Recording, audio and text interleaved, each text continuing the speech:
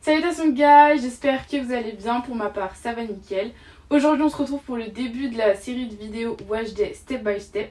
Cette série comportera 4 vidéos. Le but de cette série en fait c'est vraiment qu'on puisse détailler ensemble chaque étape d'une routine pour que tu connaisses l'utilité de chacune, savoir si toi dans ta routine elle est utile ou pas et quel type de produit tu peux utiliser à chaque étape.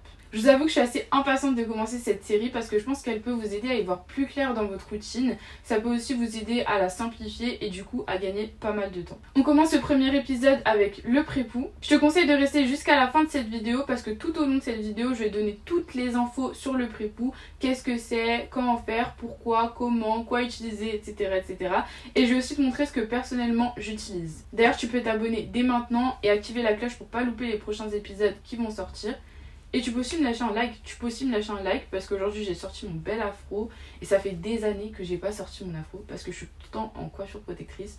Donc rien que pour ça, lâche-moi un like et abonne-toi dès maintenant. Aujourd'hui j'ai fait le choix de vraiment vous filmer l'intégralité d'un wash day. Du coup on commence ce wash day au moment où je vais venir défaire ma coiffure pour pouvoir m'occuper de mes cheveux. Et là en l'occurrence je portais une ponytail. Donc là je vais retirer tous les accessoires qui se trouvent dans mes cheveux, épingles, etc. etc. Je pense qu'on va se retrouver quand j'aurai terminé parce que je pense que je vais mettre au moins 2 minutes encore à enlever ça. Là j'ai réussi à venir à bout de ma ponytail qui est là. Du coup là je vais enlever mes twists. Donc là j'ai terminé d'enlever mes twists. Comme vous voyez mes cheveux ils vont un peu dans tous les sens, il y a des plis partout.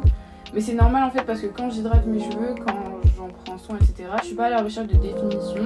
Et pour avoir des beaux plis, une belle définition, il faut vraiment adopter une certaine méthode. Et moi je l'applique pas parce qu'en fait je suis pas à la recherche de définition. Moi ce qui m'importe c'est que mes cheveux soient en bonne santé et qu'ils soient hydratés etc, etc. Donc voilà. Et d'ailleurs en plus aujourd'hui on est dimanche et j'avais réhydraté mes cheveux jeudi dans la semaine. Donc là mes cheveux sont assez doux d'ailleurs, vous touchez. J'avais utilisé les produits de chez Les Secrets de Loli. D'ailleurs si vous n'avez pas vu ma vidéo crachée de toute la routine, je vous invite à aller la voir parce qu'en fait mes vidéos c'est clairement une suite en fait. Genre il y a toujours une suite logique et du coup vous n'allez pas forcément tout capter si vous n'avez pas vu mes dernières vidéos. Donc voilà, franchement mes cheveux sont assez doux. On va passer au pré-pou, on va pas perdre de temps. Et puis c'est parti. Alors avant de savoir quoi utiliser à l'étape du pré-pou, je pense que c'est d'abord important de savoir ce que c'est.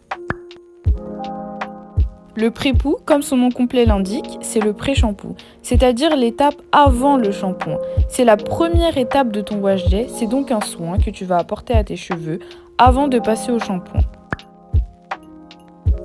Le pré-pou va permettre de préparer tes cheveux avant de passer au shampoing.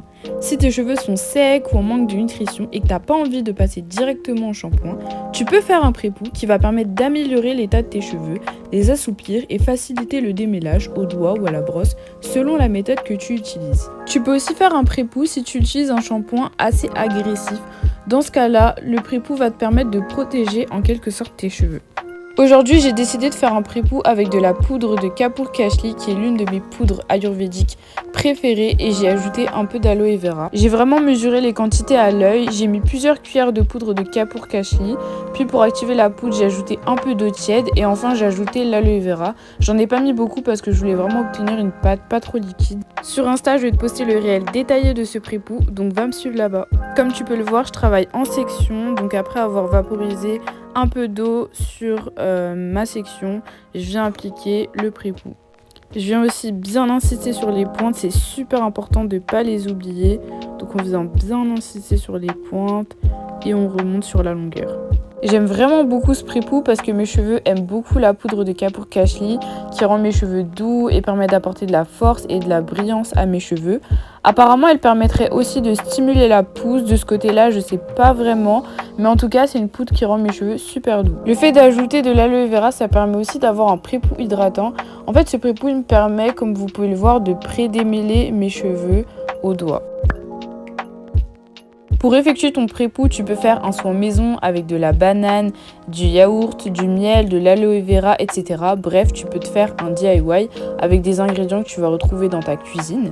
Tu peux aussi faire un pré-pou du commerce. En fonction des besoins de tes cheveux, tu chercheras à retrouver les termes hydratants, nourrissants, fortifiants sur le produit. Tu peux également faire un bain d'huile pour nourrir tes cheveux ou utiliser des poudres ayurvédiques en sachant que chaque poudre a des bienfaits propres à chacune. Petit aparté, mais sur Instagram, j'ai très bientôt posté, si c'est pas déjà fait, des exemples de DIY, poudre ayurvédique et même produits du commerce que tu peux utiliser pour ton pré-pou en fonction des besoins de tes cheveux, hydratation, nutrition, etc., etc. Donc je te conseille d'aller me suivre là-bas, il y a plein de choses qui vont arriver. Il y a quand même plus de proximité entre vous et moi parce qu'on peut beaucoup plus échanger sur Insta qu'au travers des commentaires sur YouTube, donc sois pas bête, va me suivre. Alors, est-ce que le pré-pou est une étape indispensable de ta routine capillaire ? Absolument pas. Si tes cheveux sont en bon état avant le shampoing, t'es pas obligé de faire un pré-pou. C'est vraiment en fonction des besoins de tes cheveux. Tu peux faire un pré-pou avant chaque lavage, mais je te conseillerais plutôt de ne pas le faire par automatisme, mais plutôt si tes cheveux en ont vraiment besoin. En fait, il faut vraiment apprendre à écouter ses cheveux, écouter leurs besoins et pas le faire juste parce que tu as l'habitude de le faire. Pour résumer cette étape, donc le pré-pou, tu peux l'intégrer à ta routine si tes cheveux sont très emmêlés avant ta routine, s'ils sont en manque d'hydratation ou en manque de nutrition, si tu veux les fortifier ou si tu souhaites les protéger du shampoing.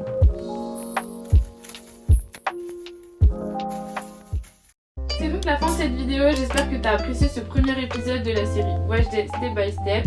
2 épisodes arrivent, donc sois pas bête, abonne-toi et active la cloche. Si tu as des questions, une remarque ou si tu veux partager du love, ça se passe dans les commentaires. Et on se dit à une prochaine vidéo.